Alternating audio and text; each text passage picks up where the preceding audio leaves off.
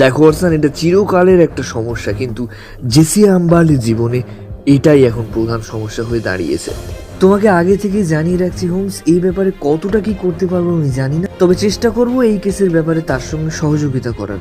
আমি একটা টেলিগ্রাম পেয়েছি, কিন্তু তার মাথা মুন্ডু কিছু বুঝতে পারছি না। পরিষ্কার আলোয় যখন দেখলাম তখন ওকে খুবই অস্বাভাবিক বলে মনে হচ্ছে।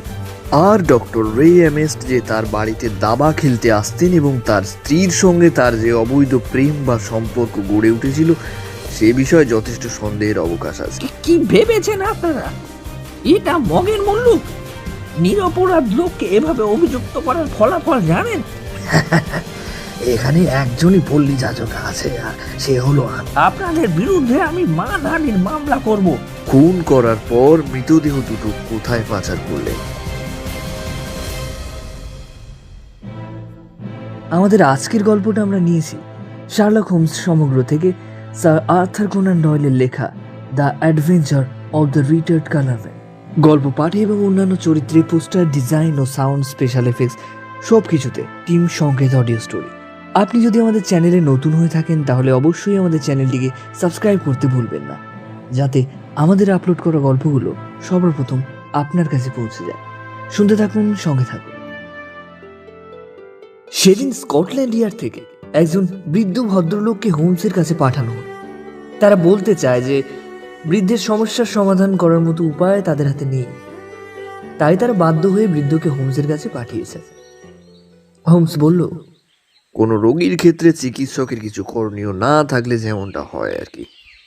ব্যাপারটা কি? এই যে বৃদ্ধ লোকটিকে এখান থেকে চলে যেতে দেখলে, উনি হলেন জেসি আম্বার্লি। এই দেখো, নামের একটা ময়লা কার্ড টেবিলের উপর রেখে গিয়েছে। একসময় উনি বিগফল অ্যান্ড আম্বার্লি কোম্পানির জুনিয়র পার্টনার ছিলেন। 61 বছর পর্যন্ত তিনি কাজ করেন। তারপর যা টাকা পয়সা জমিয়েছিলেন তা দিয়ে লুইহ্যামে একটি বাড়িও কেনেন। ভেবেছিলেন বাকি জীবনটা একটু শান্তি, একটু স্বস্তিতে কাটিয়ে দেবেন।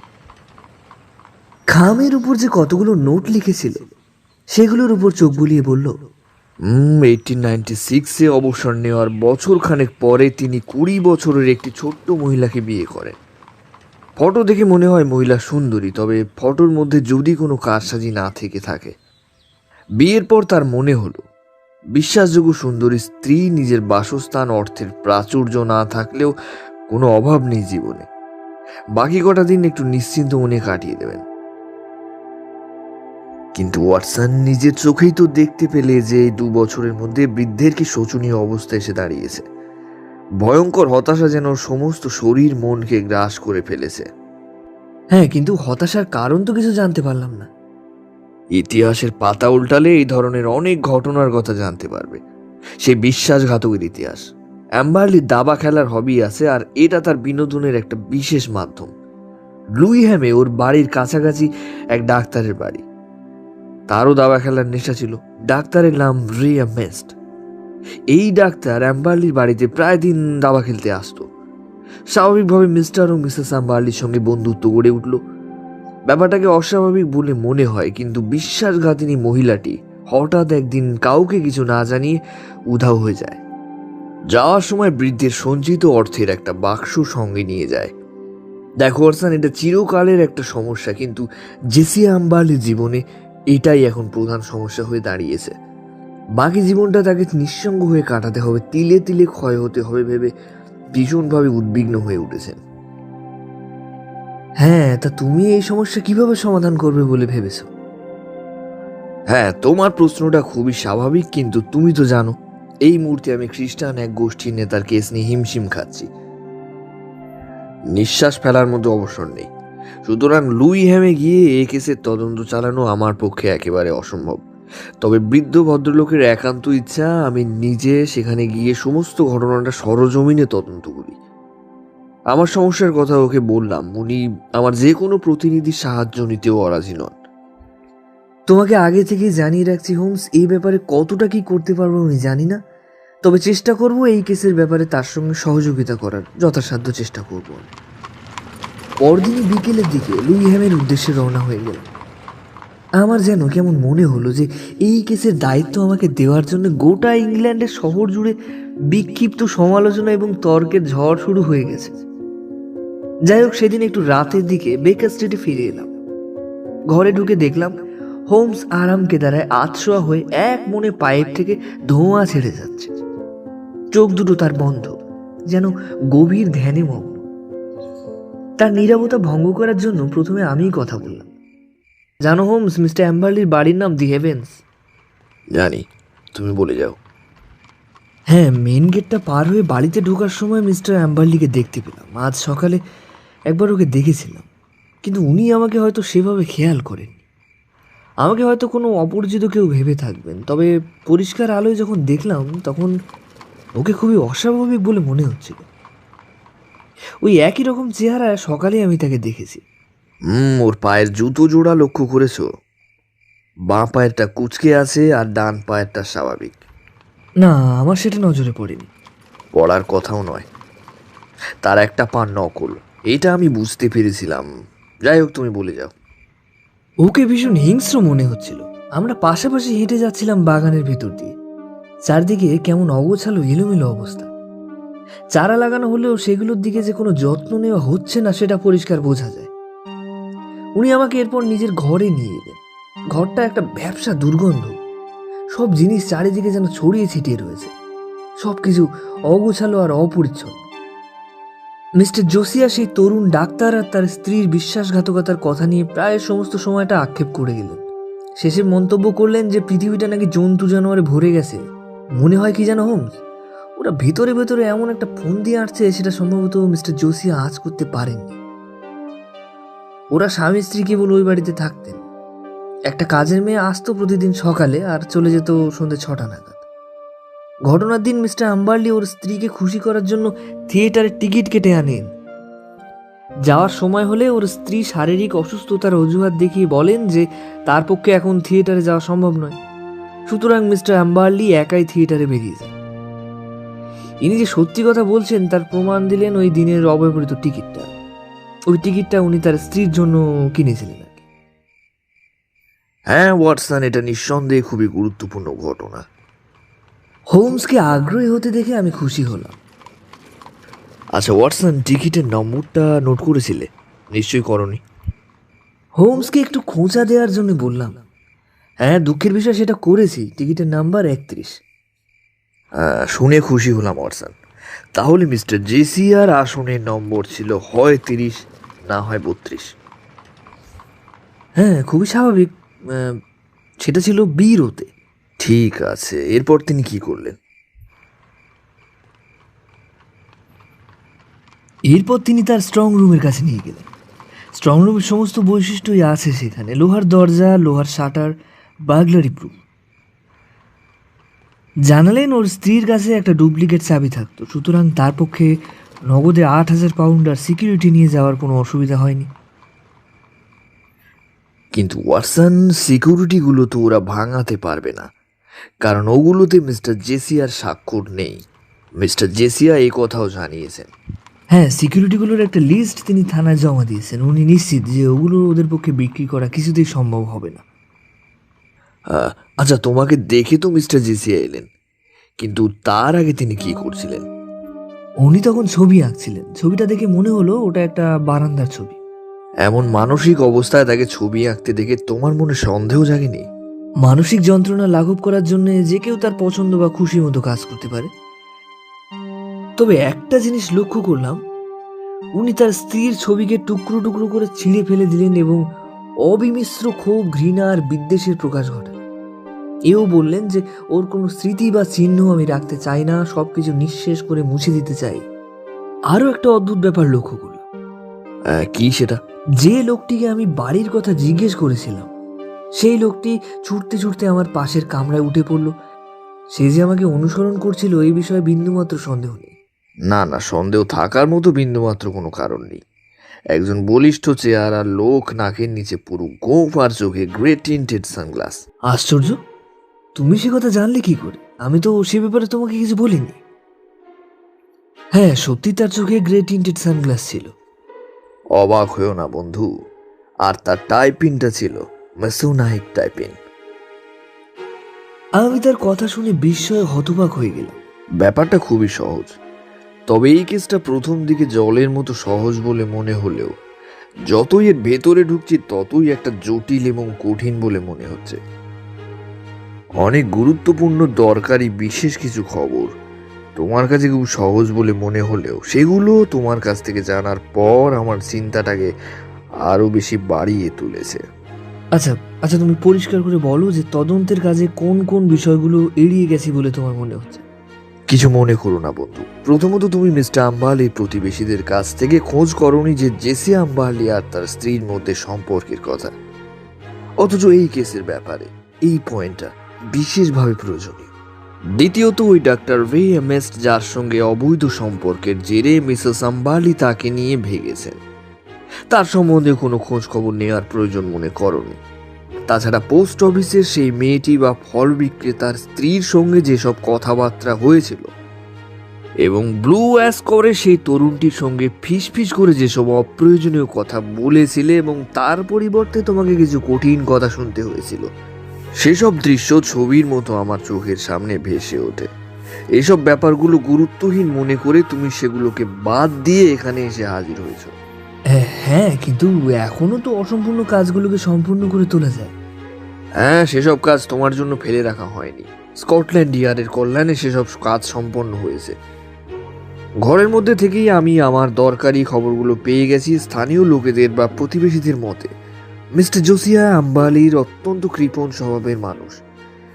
তার আচার ব্যবহার ও কথাবার্তার মধ্যেও অত্যন্ত রূঢ় ভাব, বদমেজাজির ভাব বটে। তাছাড়া স্ত্রীর কাছ থেকে সে এমন কিছু অন্যায় আবদারও করেন মাঝে মাঝে, যা তারও প্রাপ্য নয়। খোঁজ নিয়ে জানা গেছে যে স্ট্রং রুমের বিপুল পরিমাণ অর্থ যেমন ছিল তেমনি আছে একটা পেন্সিলও সেখান থেকে কেউ সরায়নি।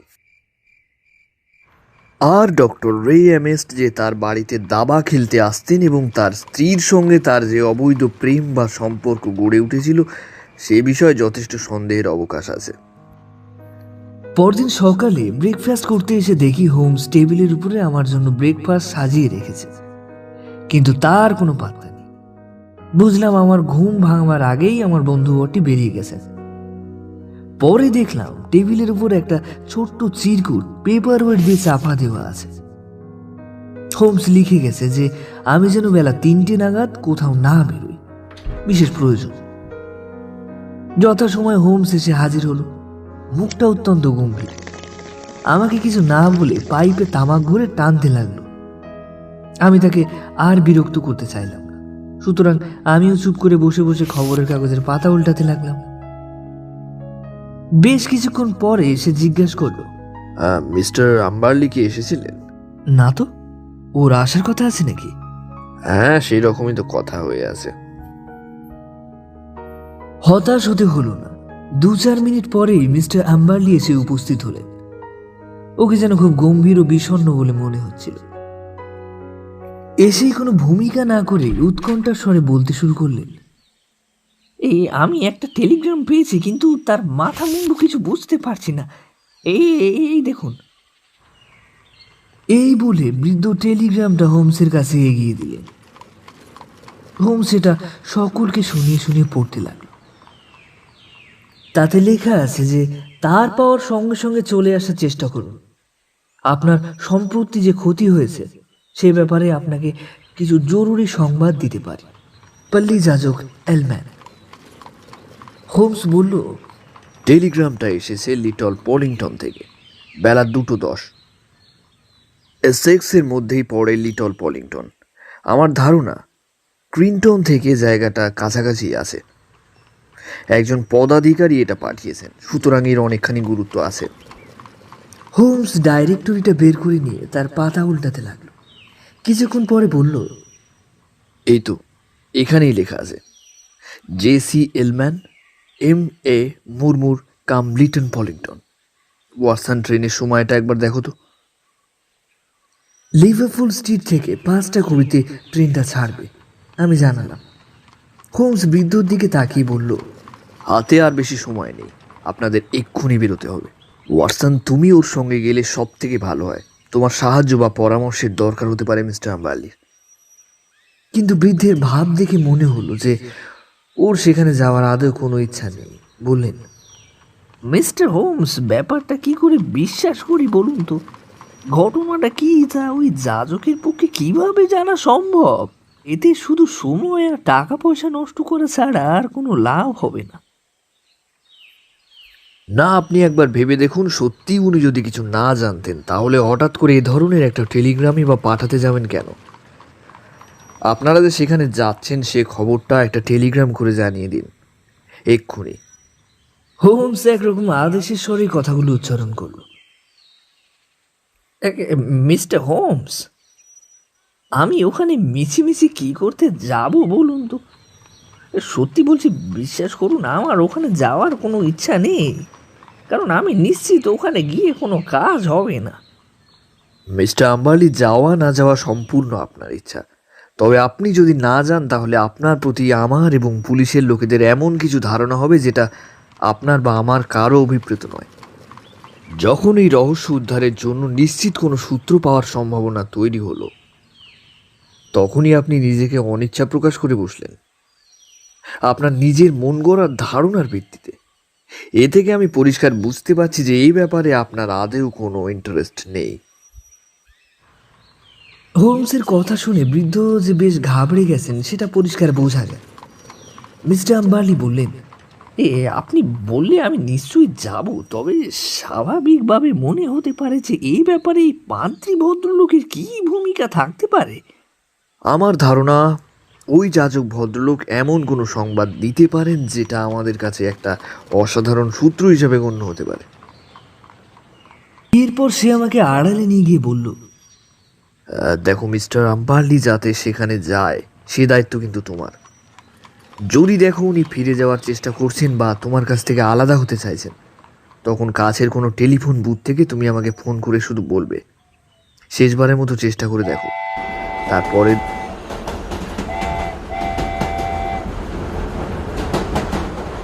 আমরা অতি কষ্টে লিটল পলিংটনে এসে পৌঁছালাম, কারণ রেলপথ বা সড়ক পথ দুটো পথ দিয়ে যাওয়ার বিস্তর সমস্যার ব্যাপার। তাছাড়া মিস্টার আম্বারলি ট্রেনের সমস্ত পথটা যেন গোমড়া মুখে বসে দিল।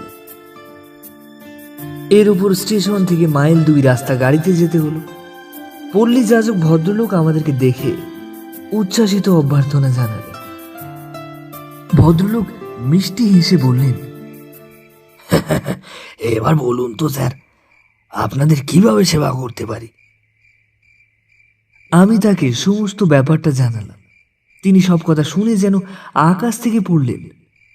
তিনি নিশ্চয়ই আমার সঙ্গে রসিকতা করছেন না। আপনি যার নাম বললেন, জীবনে কখনো তার নাম পর্যন্ত শুনিনি। টেলিগ্রাম পাঠানো তো দূরের কথা।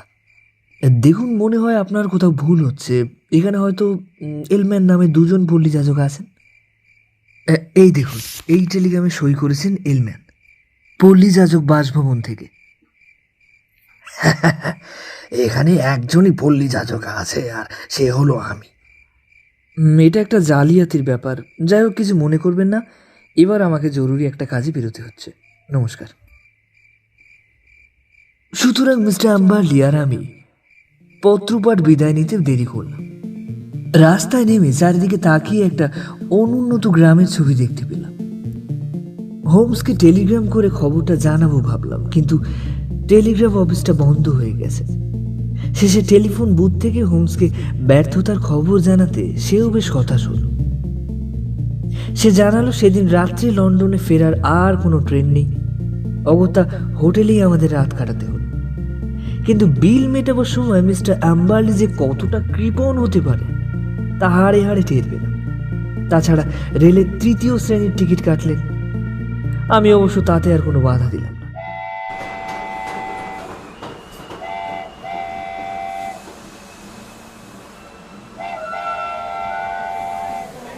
লন্ডন স্টেশনে নেমে ওকে বললাম, এবার হোমসের সঙ্গে দেখা করতে যেতে পারেন। হয়তো সে আপনাকে নতুন কোনো নির্দেশ দিতে পারে। নির্দেশ? নির্দেশের কথা কি বলছেন? গতকাল ওর নির্দেশ মতো কাজ করে ফল তো কিছুই হলো না, বরং ভোগান্তির অ্যাক্সেস। আজ আবার নতুন কোনো নির্দেশ শুনলে এর থেকে হয়তো আর বেশি। শেষ পর্যন্ত বৃদ্ধ অবশ্য আমার সঙ্গে এলেন। হোমসের আস্তানায় ফিরে এসে দেখলাম একটা টেলিগ্রাম পড়ে আছে টেবিলের উপর। সেটা পড়ে জানলাম সে এখন লুইহ্যামে আমাদের জন্য অপেক্ষা করছে। সব থেকে বেশি অবাক হলাম যখন দেখলাম যে লুইহ্যামে আমাদের মক্কেলের বাড়ির বৈঠকখানায় হোমসের পাশে বসে আছে সেই মোটা গোঁপওয়ালা লোকটা, যার চোখে টিন্টেড সানগ্লাস আর টাইপিংটা ম্যাসোনিক টাইপিং। হোমস লোকটির সঙ্গে পরিচয় করে দিয়ে বলল, ইনি হলেন আমার বিশিষ্ট বন্ধু মিস্টার বার্কার। আমরা যৌথভাবে এই কেসের ব্যাপারে কাজ করে যাচ্ছি, তবে আমরা দুজনেই আপনাকে যে প্রশ্নগুলো করব তা একই। মিস্টার আম্বারলি হোমসের কথা শুনে ভীষণভাবে ঘাবড়ে গেছেন বলে মনে হলো। তিনি চেয়ারটায় হাত পা ছেড়ে দিয়ে বসে পড়লেন। কাঁপা গলায় জিজ্ঞাসা করলেন, প্রশ্ন কি দয়া করে বলবেন? খুন করার পর মৃতদেহ দুটো কোথায় পাচার করলেন? শব্দগুলো কানে যেতে বৃদ্ধ ভূত দেখার মতো লাফিয়ে উঠলেন। চিৎকার করতে করতে বললেন, কি ভেবেছেন আপনারা? এটা মগের মুল্লুক। নিরপরাধ লোককে এভাবে অভিযুক্ত করার ফলাফল জানেন? আপনাদের বিরুদ্ধে আমি মানহানির মামলা করব। তবে ওর চোখ আর ভাবভঙ্গি দেখে বুঝতে একটি অসুবিধা হচ্ছিল না যে উনি দুজনকে খুন করেছেন। তিনি এর মধ্যে একটা বড়ি জিনিস খাওয়ার চেষ্টা করলেন, কিন্তু হোমসের তৎপরতায় আর তার ক্ষিপ্রতায় সেটা আর হয়ে উঠল। হোমস তার হাতে মোচড় দিতেই হাত থেকে একটা হলুদ রঙের ট্যাবলেট মাটিতে পড়ে গেল। মিস্টার আম্বারলি জীবনটাকে এত তাড়াতাড়ি শেষ করে দিতে চাইছেন কেন? এখনো আপনার জীবন উপভোগ করার সময় শেষ হয়ে যায়নি। শেষ পর্যন্ত বার্কার আর হোমস একসঙ্গে বেরিয়ে গেল। যাওয়ার সময় হোমস বলল, ওয়াটসন, তুমি 8 ঘন্টার মতো এখানে অপেক্ষা করো, আমি তার মধ্যে ফিরে আসবো। বৃদ্ধ আম্বারলির শরীরে যেন অসুরের মতো শক্তি। তাহলেও হোমস আর বার্কারের শক্তি ওর থেকে অনেক বেশি। ওকে দুজনে গাড়িতে ওঠা থেকে বেশ বেগ পেতে হল। হোমস 8 ঘন্টার মধ্যেই ফিরে এলো, তবে সঙ্গে নিয়ে এলো একজন তরুণ ইন্সপেক্টরকে। হোমস পরিচয় করিয়ে দিয়ে বলল, ইনি ইন্সপেক্টর ম্যাকিনন, আর ইনি আমার বন্ধু ও সহকারী ডক্টর ওয়াটসন। ম্যাকিনন ব্যারাকারের উপর যে কাজের দায়িত্ব দিয়েছিলাম সেই মতো কিছুই করতে পারিনি, তবে ওর উপর অনেক ভরসা ছিল। শেষ পর্যন্ত ওই আমাকে হতাশ করেছিল। মিস্টার হোমস, আমরা কিন্তু যে অন্ধকারে ছিলাম সেই অন্ধকারে রয়ে গেছি। আমাদের 3 জনের সামনে মিস্টার আম্বারলি আত্মহত্যা করতে গিয়ে প্রমাণ করে দিয়েছেন যে তিনি তার স্ত্রী আর প্রেমিকের খুনি। এছাড়া অন্যান্য আর কি জানতে পেরেছ? কিন্তু তার আগে আমার জেনে নেওয়া দরকার তদন্তের ব্যাপারে আর কি পদক্ষেপ নিয়েছো? 3 জন দক্ষ অফিসারকে তদন্তের কাজে নিয়োগ করা হয়েছে। তাহলে খুব শীঘ্রই আমাদের কাছে সমস্ত ব্যাপারটা জলের মতো পরিষ্কার হয়ে যাবে। আমার ধারণা মৃতদেহ দুটো খুব বেশি দূরে সরিয়ে নেওয়া হয়নি, সেগুলো কাছাকাছি থাকারই সম্ভাবনা। মাটির নিচের ঘরগুলো আর বাগানটা পরীক্ষা করে দেখা দরকার। সম্ভাব্য জায়গাগুলো খুঁড়ে দেখতে হবে। এই বাড়িটা তৈরি হওয়ার অনেক পরে জলের পাইপ বসানো হয়েছিল, তাহলে পাইপ বসানোর আগে কোথা থেকে জলের ব্যবস্থা করা হতো? নিশ্চয়ই কোথাও পাতকুয়া বা ওই জাতীয় কোনো জলাধার থাকবে। সুতরাং এইসব জায়গা খুঁড়ে দেখো, সফলতা লাভ করা অসম্ভব নয়। কিন্তু সেটা তুমি অনুমান করলে কি করে, আর কিভাবে বা সেই জায়গাতে ব্যবস্থা করা হলো? সব বলছি তোমাকে ম্যাকিনন, সমস্তটা শুনলে গোটা ব্যাপারটা তোমার কাছে জলের মতো পরিষ্কার হয়ে যাবে। প্রথমে বৃদ্ধির মানসিকতা সম্বন্ধে আলোকপাত করা দরকার। এর মানসিক গঠন এমন প্রকৃতির যার সঙ্গে কোনো রুচিশীল সামাজিক সভ্য ও ভদ্র মানুষের মানসিকতার কোনো মিল খুঁজে পাওয়া যাবে না। জীবনে ওর কোনো লক্ষ্য বা আদর্শ ছিল না। কোনো রকমের দিন গুজরাম করাই ছিল ওর স্বভাব। অনেক রকম কুসংস্কারকে প্রশ্রয় দিয়ে চলতেন উনি। এছাড়াও তার ছিল আর একটা মস্ত গুণ, তার মতো কৃপণ স্বভাবের মানুষ সচরাচর চোখে পড়ে না। তার স্ত্রীর কোনো অর্থনৈতিক স্বাধীনতা ছিল না। ভদ্রমহিলাকে একটি কানাকড়িও দিতেন না নিজের ব্যক্তিগত খরচ চালাবার জন্য। ঠিক সেই সময় একজন তরুণ চিকিৎসক গ্রেহামিস্টের সঙ্গে আম্বারলির পরিচয় হয় এবং সেই সূত্রে তার বাড়িতে প্রায় দিন দাবা খেলতে আসতেন তিনি। স্বাভাবিকভাবে যা ঘটল সব বিষয় তার বঞ্চিত স্ত্রী ডাক্তারের আচার ব্যবহারে এবং তার সহানুভূতি সম্পন্ন কথাবার্তায় মুগ্ধ হয়ে তাকে ভালোবেসে ফেলেন। মিস্টার আম্বারলির স্ত্রী আর এই ডাক্তারের অবৈধ প্রণয়ের কথা জানতে পারেন এবং সেখানে তিনি তার বিরুদ্ধে একটা ষড়যন্ত্র হিসাবে ধরে নেন। আর সে ব্যাপারে নিজের দিক থেকে নিশ্চিন্ত হয়ে কিভাবে এর প্রতিশোধ নেওয়া যায় সে বিষয়ে নানা রকম প্ল্যান ছুঁড়তে থাকেন। শেষ পর্যন্ত স্থির করলেন যে ওদের এই পৃথিবী থেকে সরিয়ে দেওয়া ছাড়া অন্য কোনো উপায় নেই। কিন্তু সেটা কিভাবে সম্ভব? কিভাবে বৃদ্ধ তার পরিকল্পনাকে কার্যকারী করেন সেটা জানতে হলে আমার সঙ্গে এসো। এই বলে হোমস স্ট্রং রুমের দিকে এগিয়ে যেতে লাগলো। এই সময় অবাধ ভঙ্গিতে সেদিকে এগোচ্ছিল, মনে হয় বহুদিন ধরে এদিক দিয়ে সে যাতায়াত করেছে। আমরা কোনো প্রশ্ন না করে তার পিছনে পিছনে যেতে লাগলাম। উফ, রঙের এমন তীব্র গন্ধ আসছে কোথা থেকে? হোমস বলল, এই সূত্র ধরেই আমি তদন্তের কাজে এগিয়ে যাই। প্রথমে গন্ধটা শনাক্ত করে ডক্টর ওয়াটসন, এর জন্য অবশ্য তাকে ধন্যবাদ জানাই। কিন্তু কার্যকারণ সম্বন্ধে আদৌ কোনো সিদ্ধান্তে পৌঁছাতে পারেনি সে। প্রথমে ওই গন্ধটা আমার মনে সন্দেহের উদ্রেক করে। কেন ওই বৃদ্ধ অন্যান্য গন্ধ চাপা দেওয়ার জন্য বাড়ির ভিতরটা এমন অসহ্য একটা গন্ধ তৈরি করে রেখেছেন? এর পিছনে ওর কি উদ্দেশ্য থাকতে পারে? এরপর দেখো, লোহার গেট আর শাটার লাগানো স্ট্রং রুমটা প্রকৃতপক্ষে একটা বন্ধ ঘর, যেখান থেকে ওই গেট ছাড়া বেরোনোর অন্য কোনো উপায় নেই। তারপর পেলাম আর একটা সূত্র। থিয়েটারে চার্জ পরীক্ষা করে দেখেছি, রো এর 30 বা 32 নম্বর আসন দুটোতে অন্য দুজন দর্শক বসেছিলেন। সুতরাং সেদিন রাত্রে মিস্টার আম্বারলি থিয়েটার দেখতে যাননি। সুতরাং তিনি যে অ্যালিবাই দেখিয়েছিলেন সেটা সম্পূর্ণ মিথ্যে।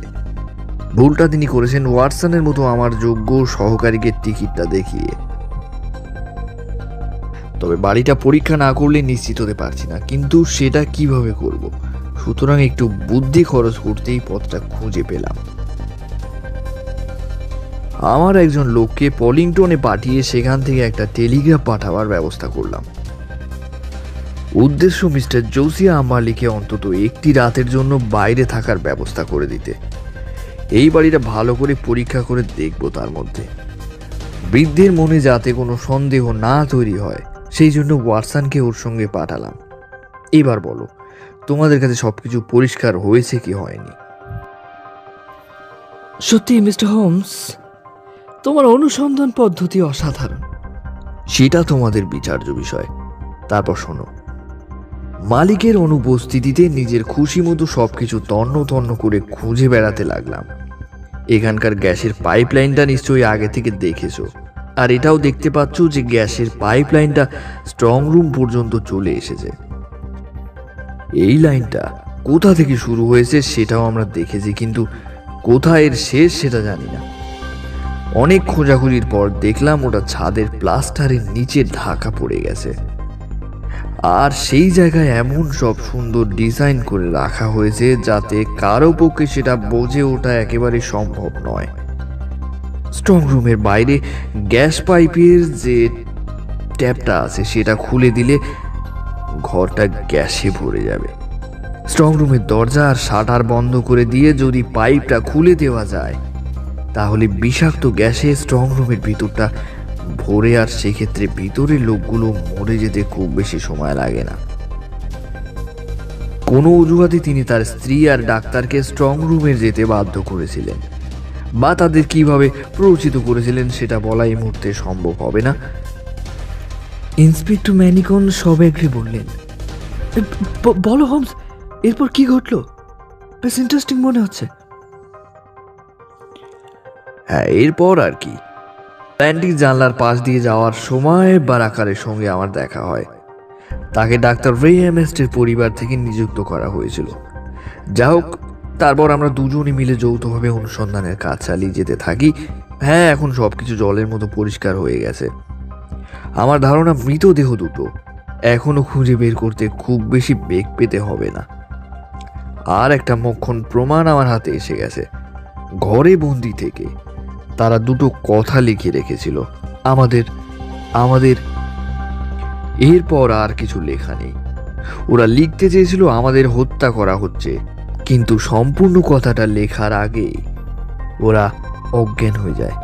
চেষ্টা করলে যে পেন্সিলটা দিয়ে ওই দুটো শব্দ লেখা হয়েছিল সেটা খুঁজে পাবে। সবই তো বুঝলাম, কিন্তু সিকিউরিটিগুলো কোথায়? সেগুলো বৃদ্ধের হেফাজতেই আছে। তিনি সেগুলো অত্যন্ত গুপ্ত কোনো জায়গায় রেখে দিয়েছেন।